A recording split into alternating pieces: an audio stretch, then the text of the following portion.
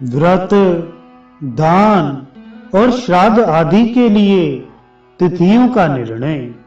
श्री सनक जी कहते हैं, ब्राह्मण, श्रुतियों और स्मृतियों में कहे हुए जो व्रत, दान और अन्य वैदिक कर्म हैं, वे यदि अनिश्चित तिथियों में किए जाएं, तो उनका कोई फल नहीं होता।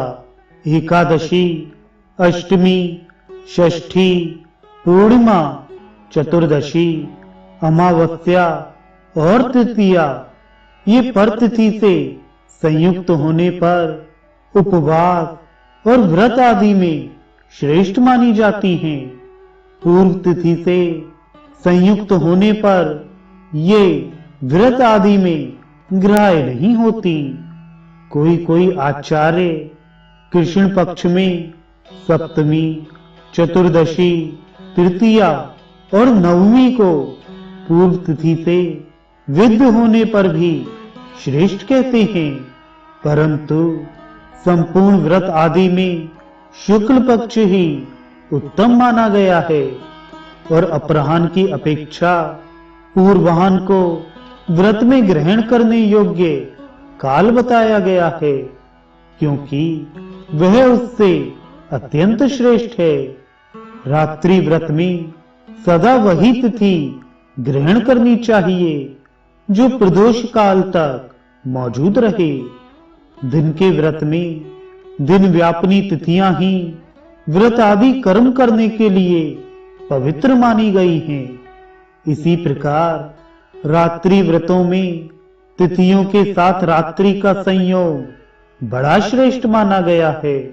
श्रवण द्वादशी के व्रत में सूर्योदय व्यापनी द्वादशी ग्रहण करनी चाहिए। सूर्य ग्रहण और चंद्र ग्रहण में जब तक ग्रहण लगा रहे तब तक की तिथि जप आदि में ग्रहण करने योग्य है। अब संपूर्ण संक्रांतियों में होने वाले पुण्य काल का वर्णन किया जाता है। सूर्य की संक्रांतियों में स्नान, दान और जप आदि करने वालों को अक्षय फल प्राप्त होता है। इन संक्रांतियों में कर्क की संक्रांति को दक्षिणायन संक्रम जानना चाहिए। कर्क की संक्रांति में विद्वान लोग पहले की 30 घड़ी को पुण्य काल मानते हैं। वृष, वृश्चिक, सिंह और कुंभ राशि की संक्रांतियों में पहले के 8 मुहूर्त अर्थात 16 घड़ी स्नान और जप आदि में ग्राह्य हैं और तुला तथा मेष की संक्रांतियों में पूर्व और पर की 10-10 घड़ियां स्नान आदि के लिए श्रेष्ठ मानी गई हैं। इनमें दिया हुआ दान अक्षय होता है।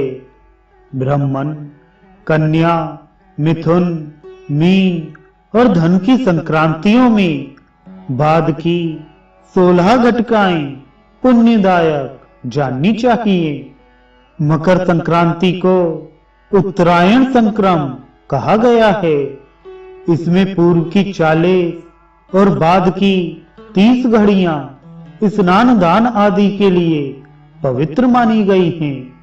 विप्रवर, यदि सूर्य और चंद्रमा ग्रहण लगे हुए ही अस्त हो जाएं, तो दूसरे दिन उनका शुद्ध मंडल देखकर ही भोजन करना चाहिए।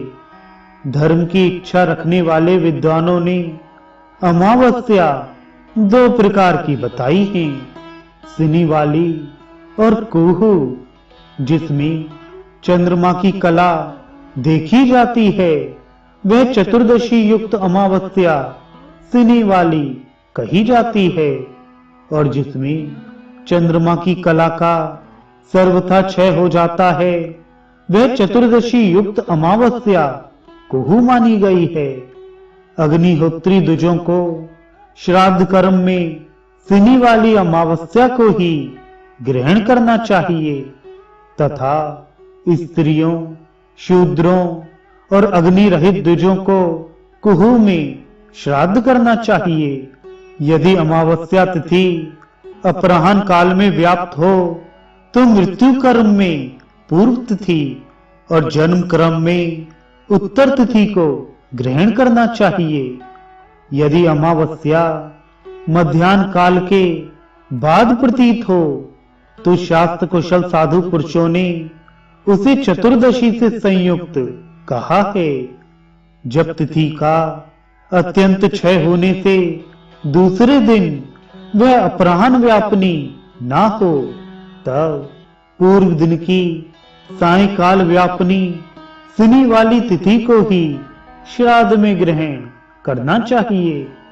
यदि तिथि की अतिशय वृद्धि होने पर वह दूसरे दिन अपराह्न काल तक चली गई हो तो चतुर्दशी विद्या अमावस्या को त्याग दे और कुहू को ही श्राद्ध कर्म में ग्रहण करे।